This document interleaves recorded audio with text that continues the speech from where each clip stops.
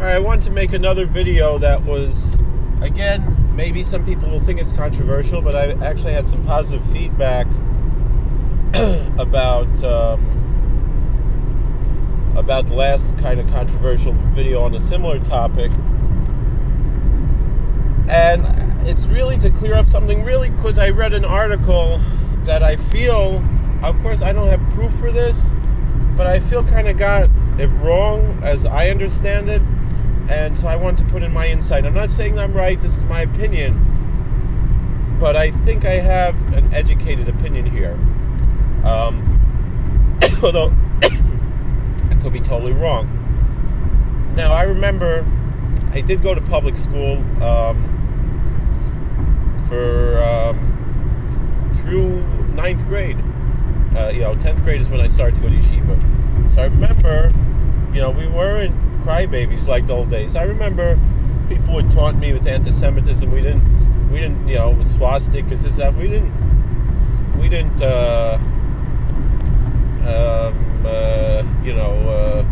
make a big deal out of it. I remember I spoke to one of the faculty who was Jewish, and he said, all right, yeah, he was a librarian, Mike Moss. He said, us Jewish Mystery Science Theater 3000 fans got to stick together. That's all he said. He didn't raise a big stink, this and that, And it was funny, there was one girl, she was like taunting me with the swastika, and she, and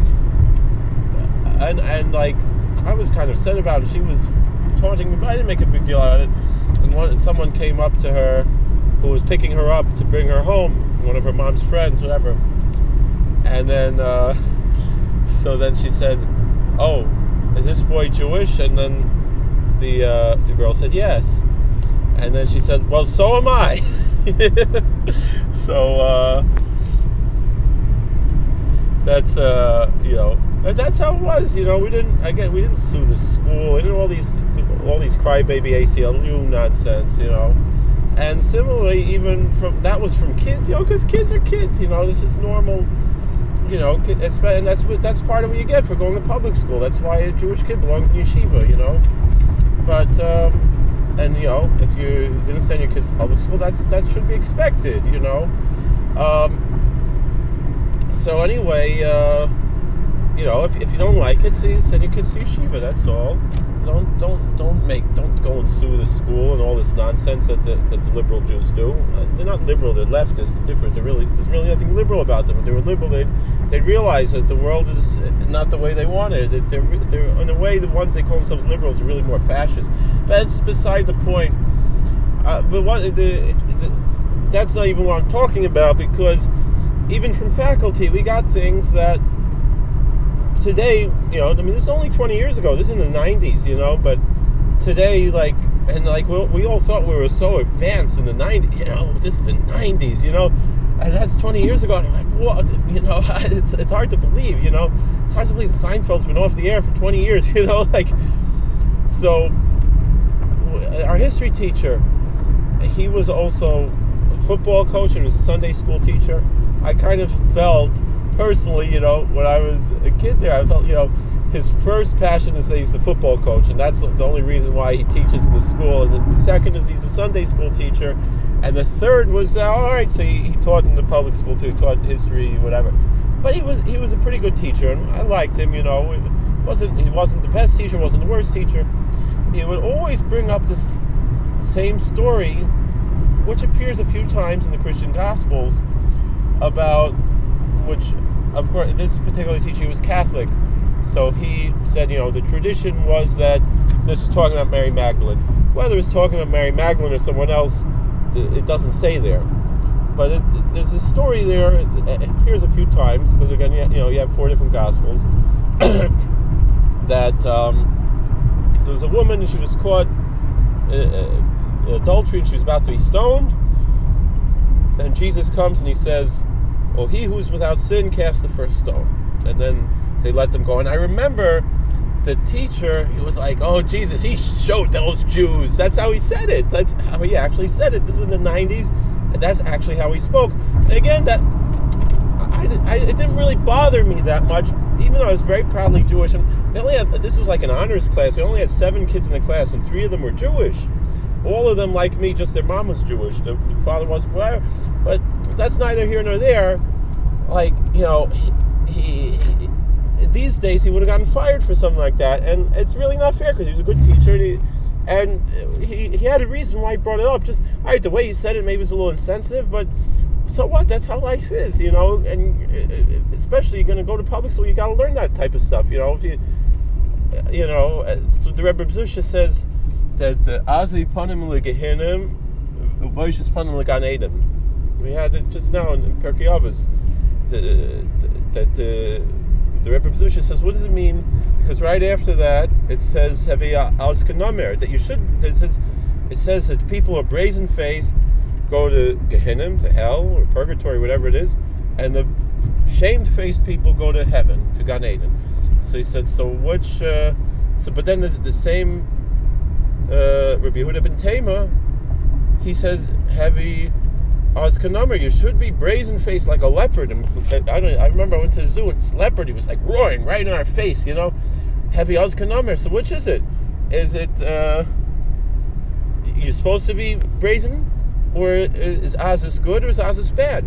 It says have Azus be brazen like a leopard, but then it says the brazen people, the Azeponim, they go to Gehenna. So which is it? So the Rebbe Zusha says, if someone is Azus Ponim, someone has Azus the Kedusha, they're proud of who they are, they could even go to Gehenna, they could go to hellish places like public schools, secular colleges, all these type of places, and be a light there and bring God's light into these dark places.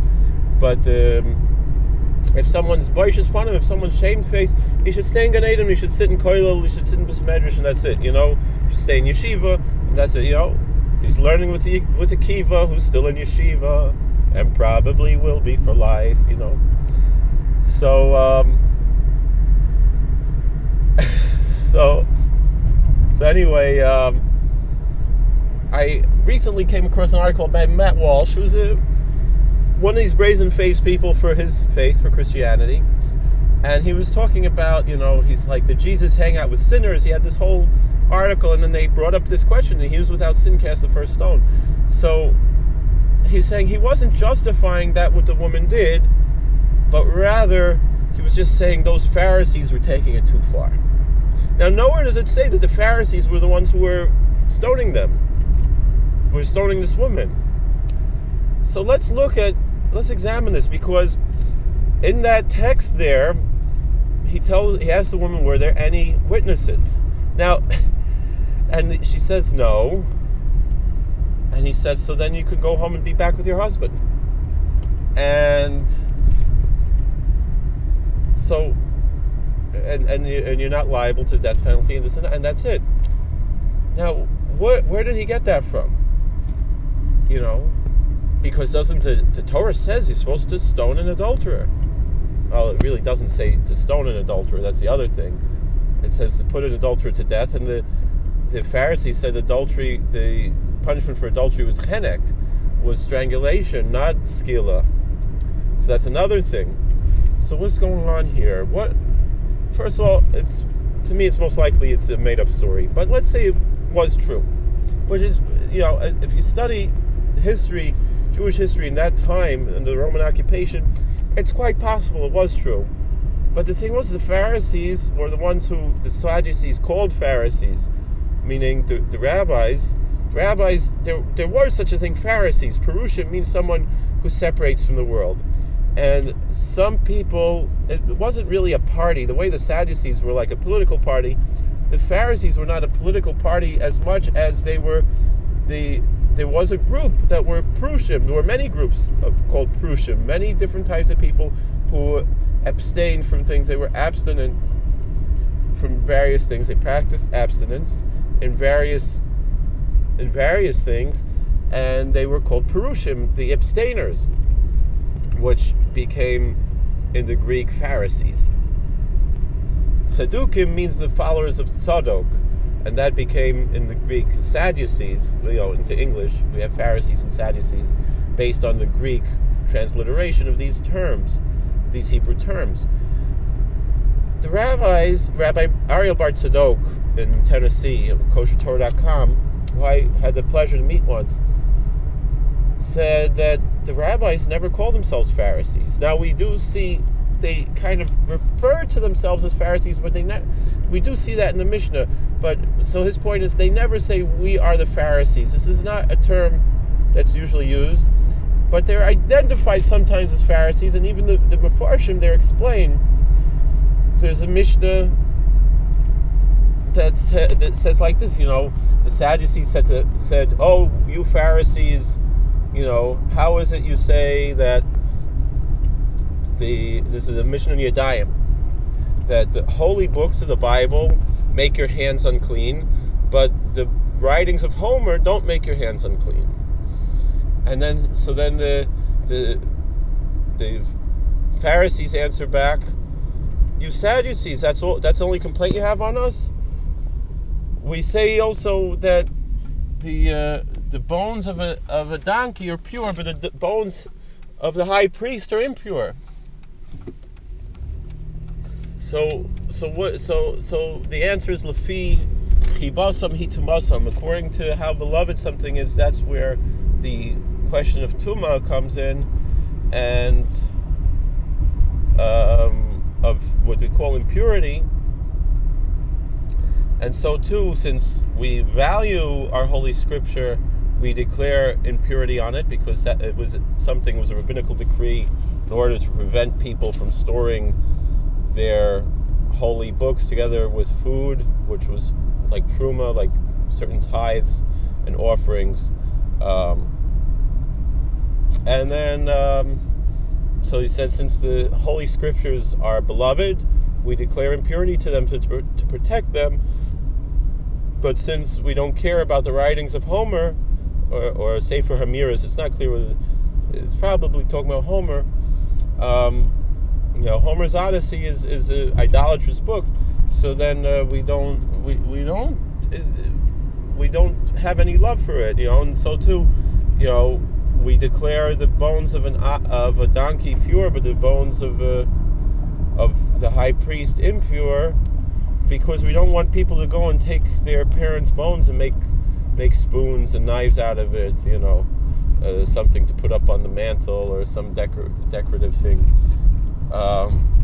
which would really be an insult, but some people might think that that's a nice thing to do.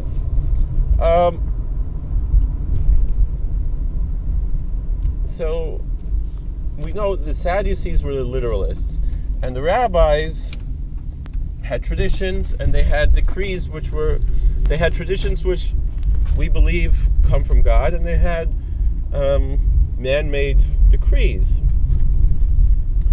Someone at shul recently, they said, they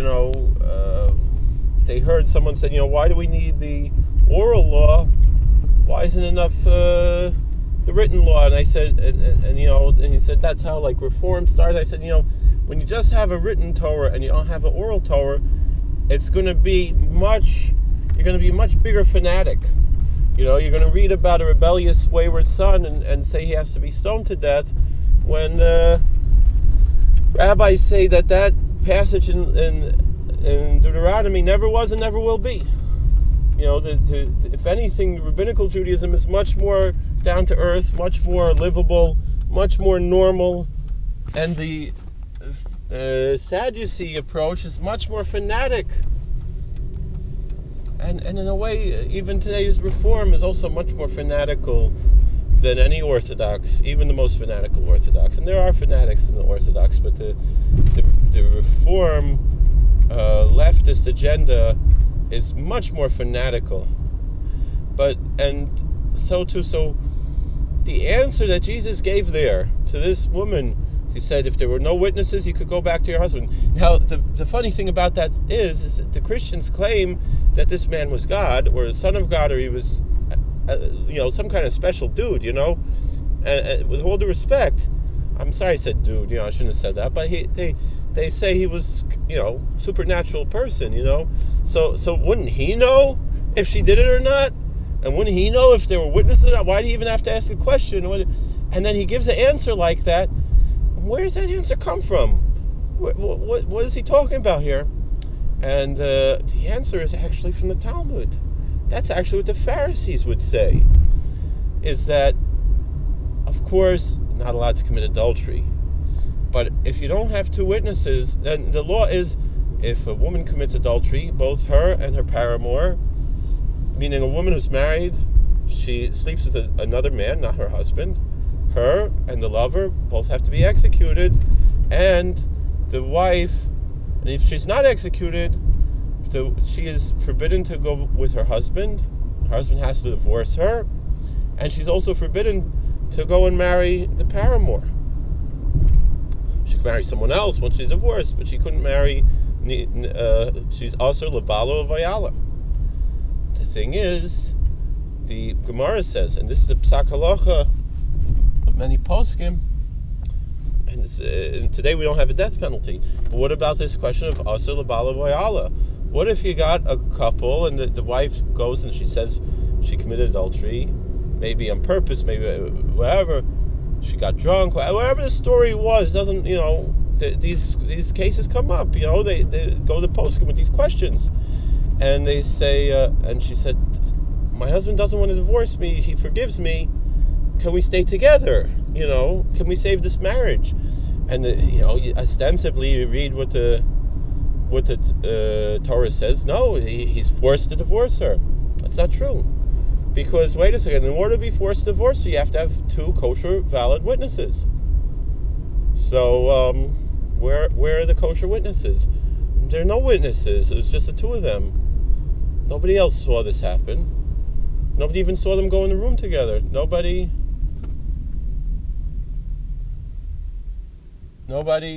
happened. Nobody saw this. So, what's the law? I mean, yeah, if he wanted to divorce her, he could divorce her, but he's not forced to divorce her, and probably it would even be considered no-fault divorce. She wouldn't be considered at fault, and she would still get her ksuba. That's the halacha.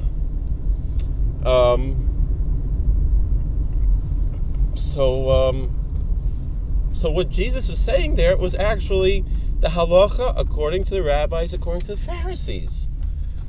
And also it kind of shows that he wasn't any kind of, not even a prophet or anything, because then wouldn't he, and it certainly wasn't God, because, wouldn't he know whether she did it or not, wouldn't he be able, unless you're going to say, Torah lo b'shamayim he, like we say, the Torah's not in heaven. I remember seeing a Christian and a Karaite discussing about how, corrupt the rabbis are with this Torah lo b'shamayim he idea that, even if a voice would come from heaven and say something, the rabbis say, well, this is still a halacha.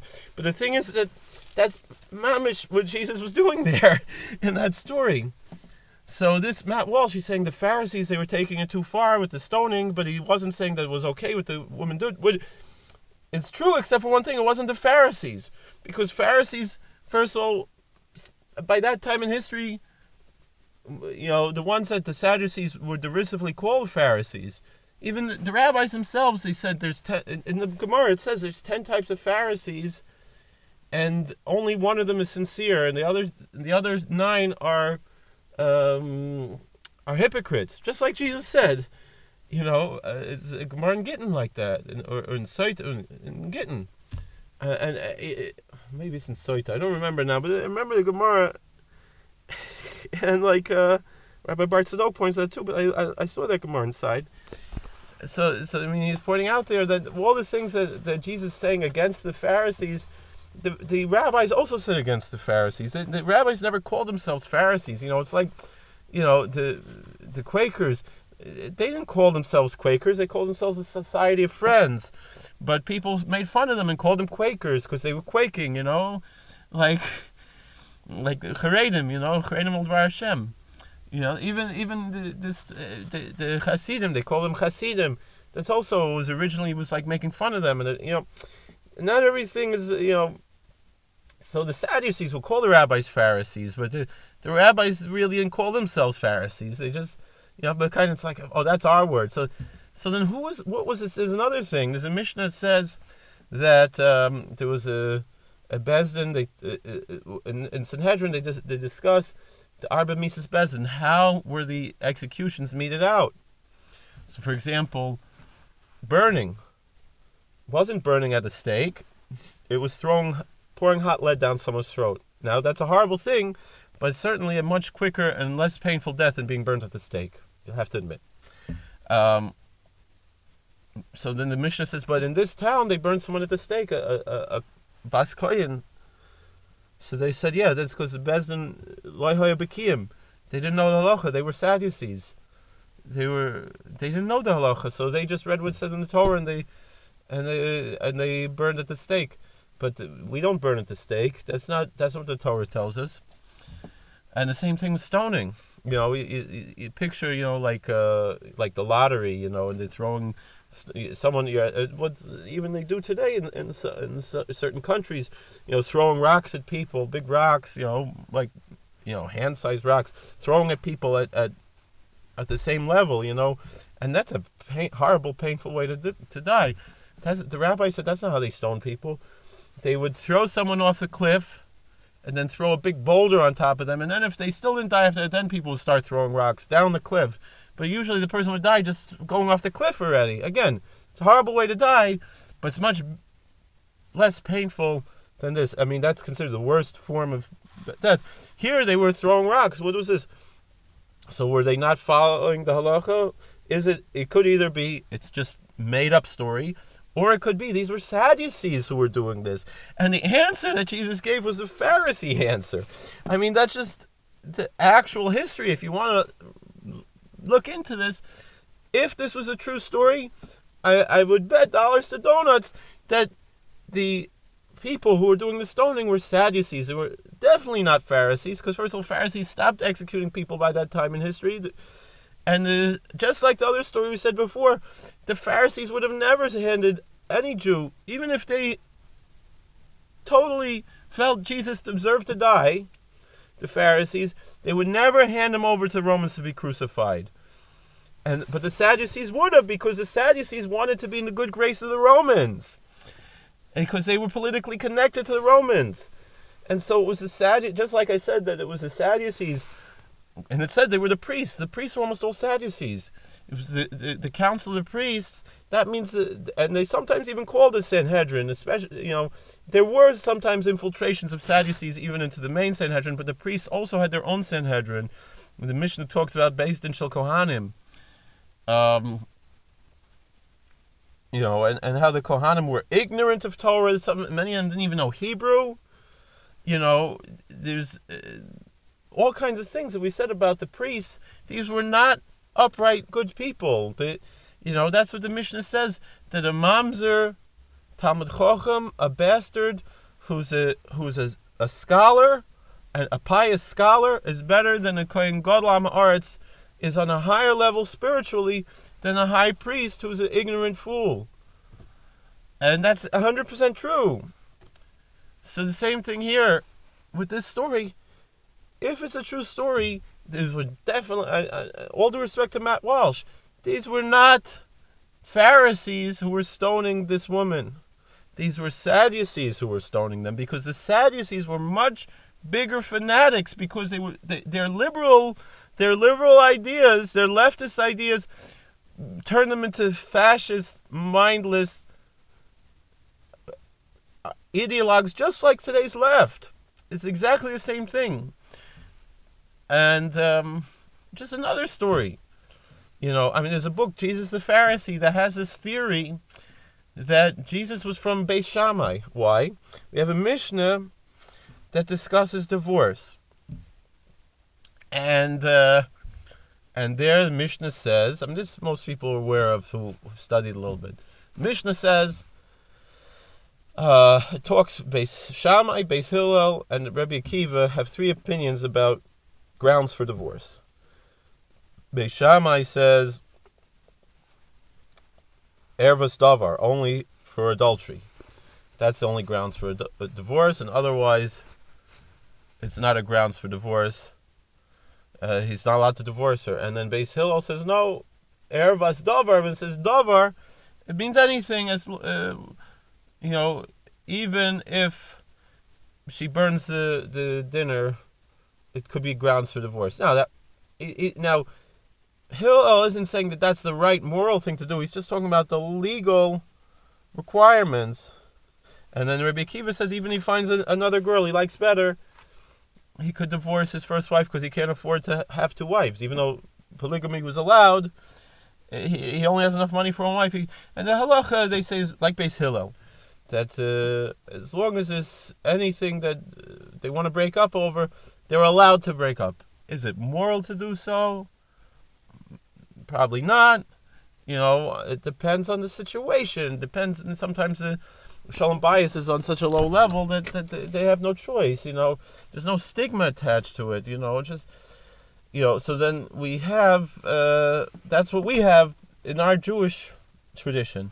So in the Christian tradition, twice in the Gospels, what they call the Gospels, you have Matthew 19 and you have Mark 15, where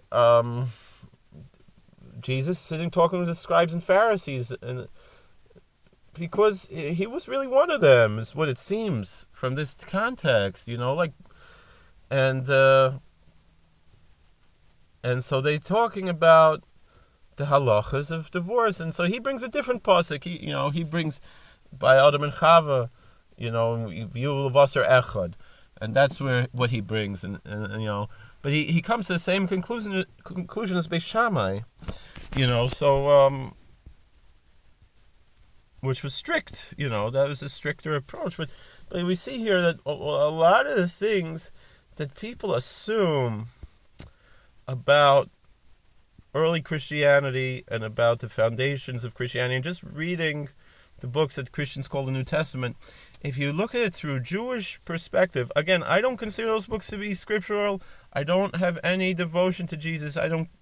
To me, it's only interesting from a historical perspective and not from a religious perspective. However, like I said before, people, they don't even know what religion Jesus was. They assume, well, he had a cousin who was a Baptist, John the Baptist. They don't know what, there's so much ignorance, and people read this text and they read the English translations, even, and they're not familiar with the context of how people lived, and sometimes people get this one little idea and they don't even know what they're talking about, they don't even know what they're reading, and then someone writes a commentary and that becomes like, that's pshat, and they don't even know.